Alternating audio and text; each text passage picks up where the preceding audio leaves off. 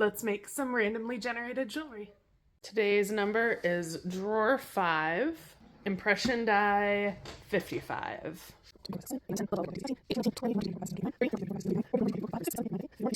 And here is our pick.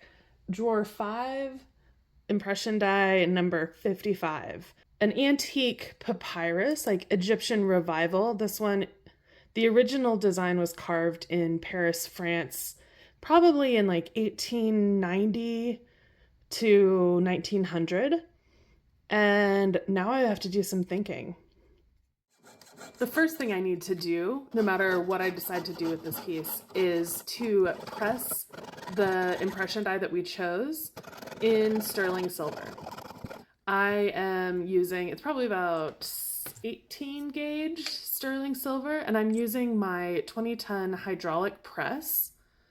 And that little piece of red right there is urethane, and that's what I use to form the metal down into that impression die.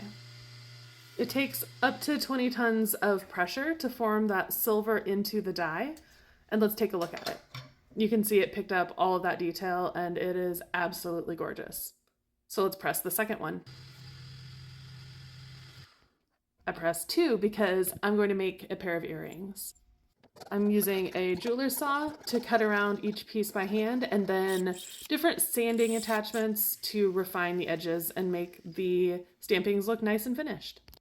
I'm thinking I may want to combine that impression die with some metal that I texture with one of these plates. We have these vintage Egyptian revival style designs. So maybe I will experiment with combining that die with one of these designs.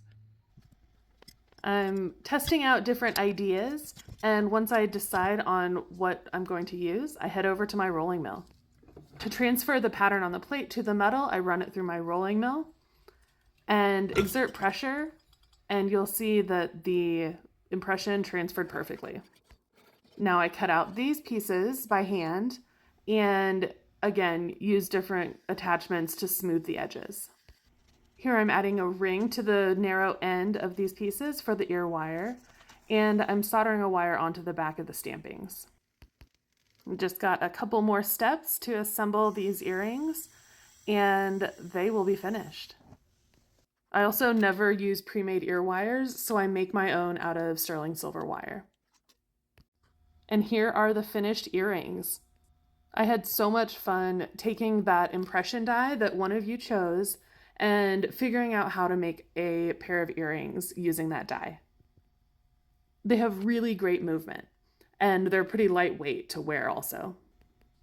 In order to add even more movement, I attached the stampings to the piece that I put through the rolling mill so that they hinge as well. They swing back and forth as well as the earrings themselves swing from the ear wires. I also added a patina to highlight the texture of the silver. And they wouldn't be complete without me adding my signature. In addition to RFJ for Radish Fight Jewelry, I'm writing .925, which indicates that the piece is sterling silver. Y'all, this was such a fun project. If you'd like to participate, I need you to leave 2 numbers in the comments. The first number is number 1 through 8, and that determines which drawer I choose. And the second number is a number 1 through 85, which will determine which die I'll pick from that drawer. I hope you like our first randomly generated piece of jewelry.